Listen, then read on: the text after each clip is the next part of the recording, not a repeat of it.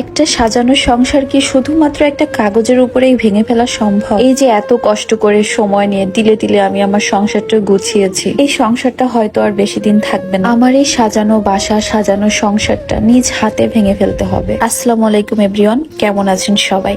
আগেই বলে রাখছি, আজকের ভিডিওটা একটু অন্যরকম। হঠাৎ করেই বাসায় একটা কলিং বেলের আওয়াজ হয়। তো আমি মাসুদকে বললাম, তুই গেটটা খুলে দেখ কে এসেছে। তো গেটের ওই পাশ থেকে মাসুদের হাতে একটা কাগজ ধরিয়ে দেয়, আর মাসুদ কি যেন কথা বলতেছিল ওখানে। তো যাই হোক, একটু পরে মাসুদ কাগজটা নিয়ে আমার কাছে আসে। আমি ড্রয়িং রুমে বসে টিভি দেখছিলাম।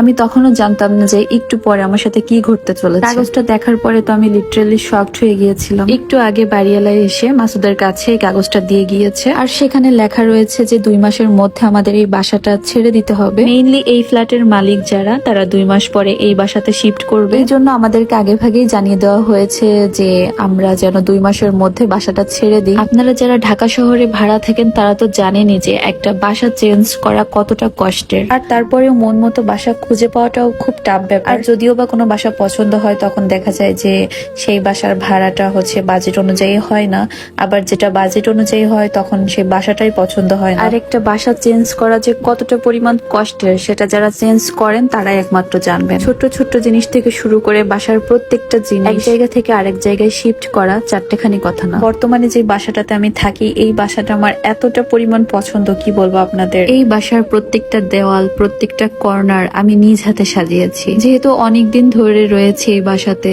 তো এখানে কিন্তু এক প্রকার সেট হয়ে গিয়েছি। এখন নতুন করে কোথাও বাসা নিলে দেখা যাবে যে সেখানে নতুন পরিবেশ, নতুন মানুষ, সবকিছুই নতুন আর কি। তো সেখানে কিন্তু আমাকে একটু মানিয়ে নিতেও সময় লাগবে। ঢাকা শহরের ভাড়াটিয়াদের জীবনটা এরকম, মানে এক জায়গা থেকে আরেক জায়গায় শুধু ঠোকর খেতে খেতেই যায়। তবে আমাদের বাড়িওয়ালা অনেক ভালো ছিলেন, কিন্তু তারা যেহেতু তার হয়তো কোনো রিলেটিভস এখানে শিফট করবে, যতটুকু শুনলাম আর কি। এখানে তো আসলে আমাদের কিছু বলার নাই, তারা যেটা বলবে সেটা আমাকে করতে হবে। কথা বলতে বলতে কিন্তু আমি বেশ কিছু কাজ করে ফেলেছি এর মধ্যে।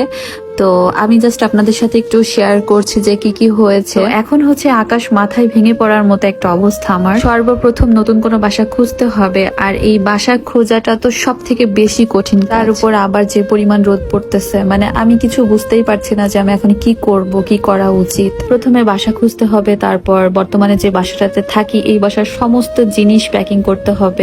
আমি আমার সামনের দিনগুলো এখনই খুব সুন্দর করে দেখতে পাচ্ছি যে সামনে কি হতে চলেছে আমার সাথে। কি পরিমাণ প্যারার মধ্যে দিয়ে যে যাব সেটা একমাত্র আমিই জানি, কারণ আমি কয়েকবার বাসা চেঞ্জ করেছি। আগামীকাল থেকে বাসা খোঁজার কাজে লেগে যেতে হবে, কারণ বেশি আর সময় নাই। 1 মাসের মধ্যে যেভাবেই হোক বাসাটা খুঁজে পেতে হবে। খারাপ লাগছিল, তাই আপনাদের সাথে একটু শেয়ার করলাম। সবাই ভালো থাকবেন, বাই।